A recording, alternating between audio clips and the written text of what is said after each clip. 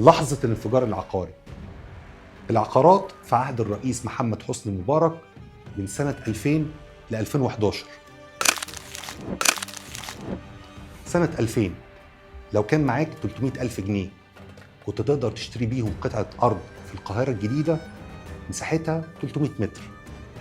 في ظرف 10 سنوات نفس قطعة الأرض كسرت المليون جنيه. عايز تعرف الحكاية؟ هقولك. في الوقت ده الاقتصاد كان بينمو والناتج المحلي وصل ل 3 ل 4% وساعات 7%، والكلام ده كانت سنة 2007. وسعر الدولار كان ثابت تقريبا ما بين 3 جنيه 40 ل 5 جنيه 80، الكلام ده من فترة 2000 ل 2010. والعقار دايما كان بيقدم نفسه كأقوى وأأمن استثمار، والمدن الجديدة ابتدت تظهر من وسط التراب زي التجمع والشيخ زايد والشروق. والموضوع مش بس أراضي، ده كومباوندز ومولات وأسواق تجارية.